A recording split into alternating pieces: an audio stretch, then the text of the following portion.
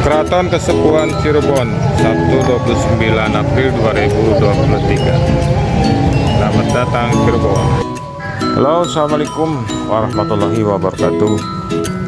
Jumpa lagi di channel yang sudah tidak asing lagi, Raja Channel.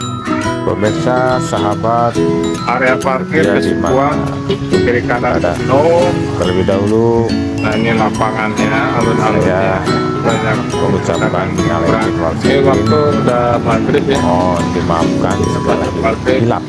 Tapi rombongan peziarah pada datang yang tawar yang selama ini admin selalu menghadirkan hiburan, konten ataupun pendidikan dan lainnya. Ada hal yang tidak benar, mohon maaf. Sahabat, berada kali ini, liburan kali ini pasca Lebaran, Idul Fitri, hari ke-6 H+6 berlibur ke Cirebon dengan keluargaku.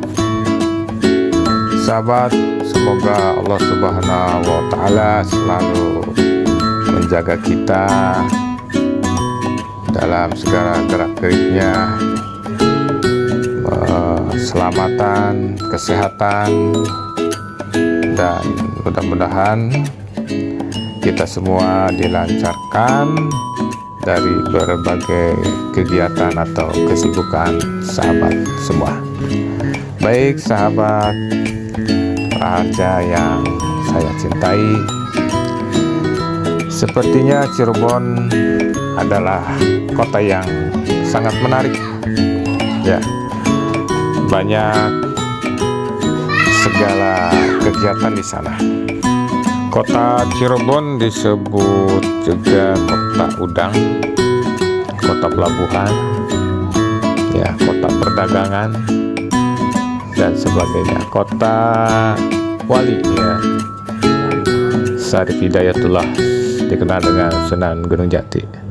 Baik sahabat semua, bagi yang sahabat sering bolak-balik ya, lalu lintas, apalagi sekarang musim harus mudik, harus balik ya, Jakarta ke daerah Jawa ya, pasti melalui jalur Cirebon.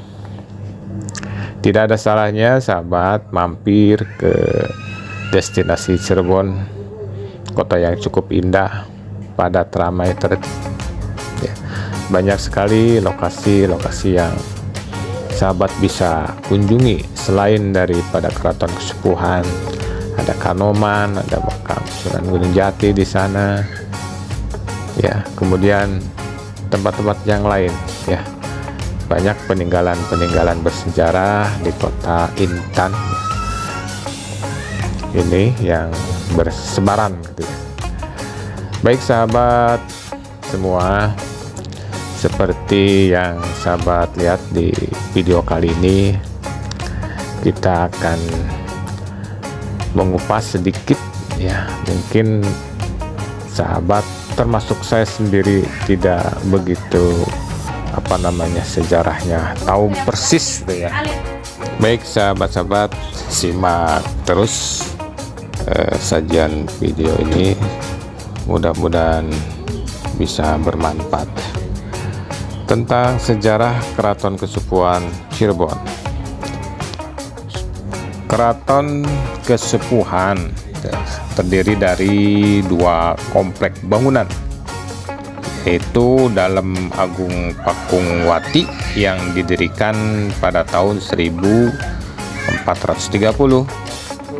oleh Pangeran Cakrabuana, dan komplek Keraton Pakungwati yang didirikan oleh Pangeran Mas Chaedul Arifin pada tahun 1529. Letak Keraton Kesepuhan berada di Kelurahan Kesepuhan. Sebagaimana sahabat lihat ya, sekarang lagi rame ya, lagi rame banget. di Lemah Wungkuk Cirebon. Selain megah, keraton ini memiliki museum benda-benda kuno yang cukup lengkap.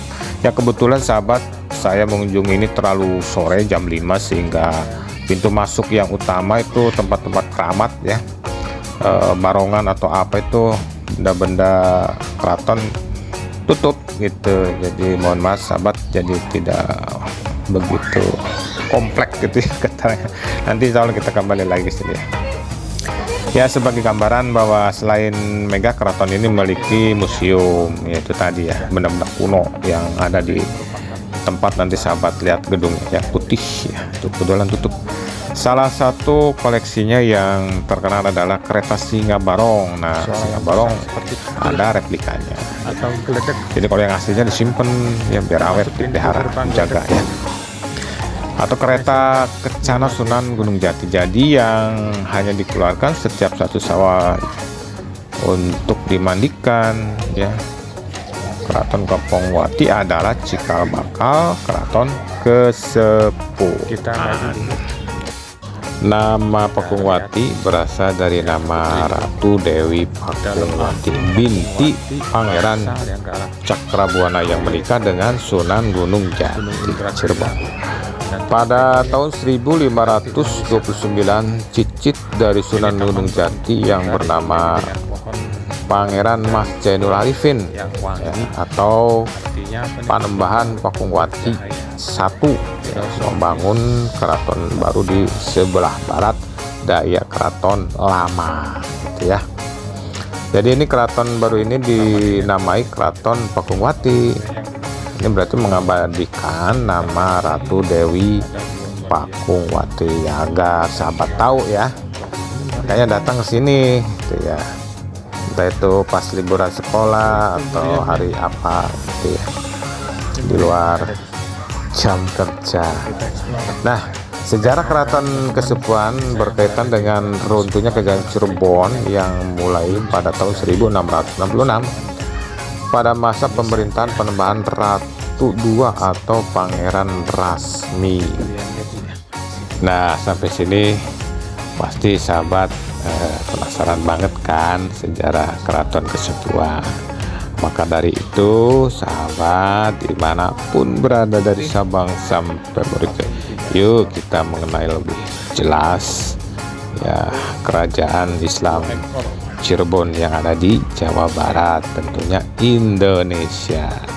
Baik, kita lanjut kembali ya, bahwa pada saat itu Sultan Amangkurat I yang merupakan penguasa Mataram ya, penguasa Mataram nih, raja nih ya, yang juga mertua Panembahan Ratu II, memanggil menantunya tersebut ke Surakarta dan menuduhnya telah bersekongkol dengan Banten untuk menjatuhkan kekuasaan di Mataram. Ada juga zaman dulu ya perselisihan seperti ini ya, tidak asing lagi, apalagi sekarang perselisihan dunia nih yang lagi hangat-hangat yaitu Rusia dan Ukraina. Ya mudah-mudahan perdamaian tercipta ya sahabat ya enggak. Ya sambil ngopi lah dengerinnya ya, nyimak ya. Baik, kita lanjutkan kembali bahwa setelah Panembahan Ratu II diasingkan dan wafat di Surakarta tahun 1667, kekosongan dalam kerajaan Cirebon diambil oleh siapa? Diambil oleh Mataram. Ya. Pengambilan alihan ini sepihak ini memicu keamarah dong dari Sultan Agung Tirtayasa yang berkuasa di Banten pada saat itu. Kita lanjut ya. Mungkin penasaran aja nih. Banyak sih sebenarnya buku-bukunya yang bisa sahabat dapatkan ya tentang sejarah Cirebon. Oke. Bahwa Sultan Agung Tirtayasa kemudian turun tangan ya. Jelas dong untuk membebaskan putra dua Panembahan Ratu II yang juga diasingkan oleh Mataram, yaitu Pangeran Kartawijaya dan Pangeran Kartawijaya. Pada tahun 1677 terjadi konfliknya ini internal nih di Kesultanan Cirebon nih ya, perebutan tahta mungkin atau gimana gitu. Karena perbedaan pendapat, jelas pasti ada aja deh rapat-rapat udah perbedaan pendapat ya, tapi ambil hikmah manfaatnya ya, akur-akur aja gitu ya. Nah, ini perbedaan pendapat di kalangan keluarga mengenai penerus kerajaan ya, berarti berdiskusi ya, diskusi untuk mufakat. Tuh lihat istilahnya ada situ ya, silsilah raja-raja atau apa di situ ya. Dari bapaknya, dari keturunan garis ibunya gitu ya. Oleh karena itu Sultan Agung Tirtajasa memutuskan untuk membagi Kesultanan Cirebon menjadi tiga, oke seri, yaitu Kesultanan Kanoman, Kesultanan Kesepuan, dan Panembahan Cirebon. Nah sampai sini paham ya? Ya baca-baca deh, banyak ya keterangan-keterangan ya tentang Cirebon. Kemudian Kesultanan Kanoman, kalau kita mau masuk nih lewat pecinan ya dari Hero apa namanya Pak Tirtajasa waktu itu ya, bahagia masuk ya pecinan tuh toko-toko pasar. Itu letaknya, lokasinya Kesultanan Kanoman ya. Pada saat itu dipimpin oleh Pangeran Kartawijaya yang bergelar Sultan Anom I. Nah ya, bingung kan?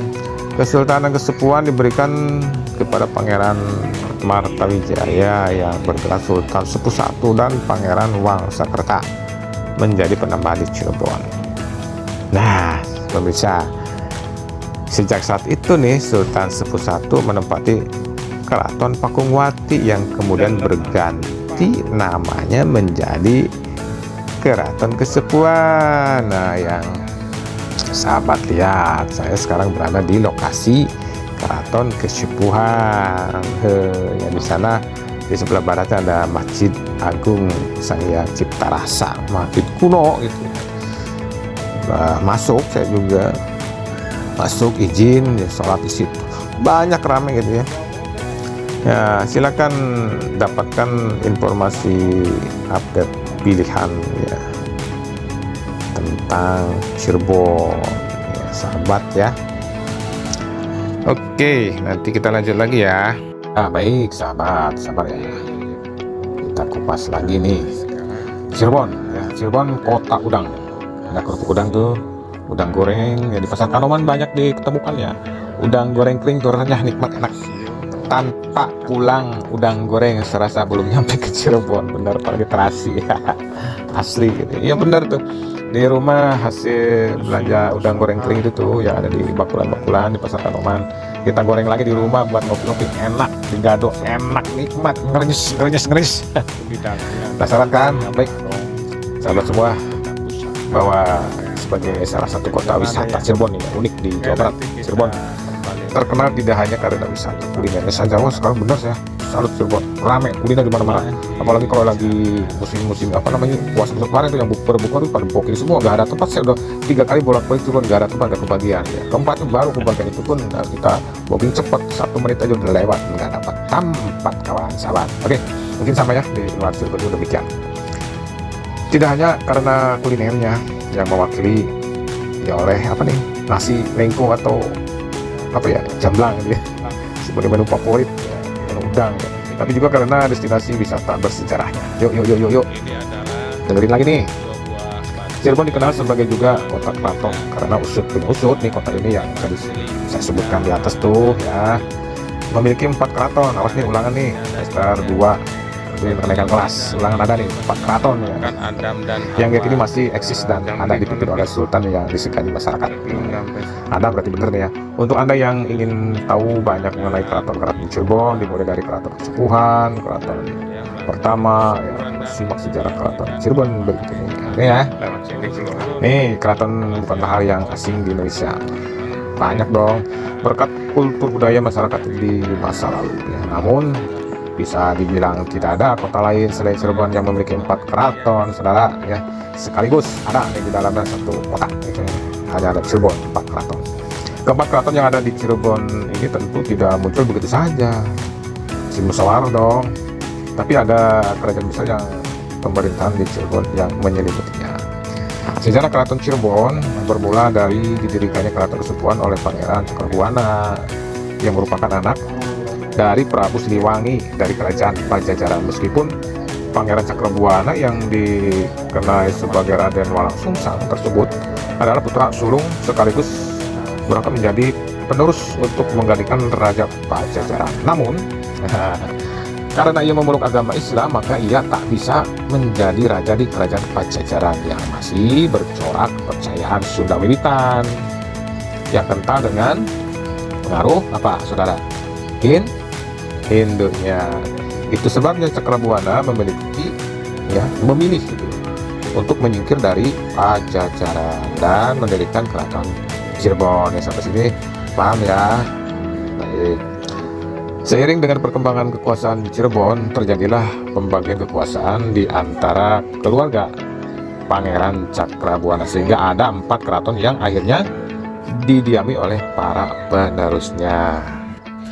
Ketiga, Keraton Kanoman. Keraton Kanoman yang didirikan oleh Pangeran Kartawijaya terletak tidak terlalu jauh nih dari Keraton Kasepuhan, yang memiliki desain arsitektur Keraton Kanoman amat berbeda dari Keraton Kasepuhan. Bangunan-bangunan Keraton Kanoman didominasi warna putih dengan hiasan-hiasan keramik.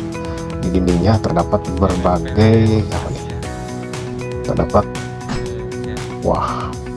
antiknya berbagai peninggalan bersejarah di keraton ini, seperti kereta kuda, peralatan rumah tangga dan sebagainya, ya, jenis senjata dan aparat keraton.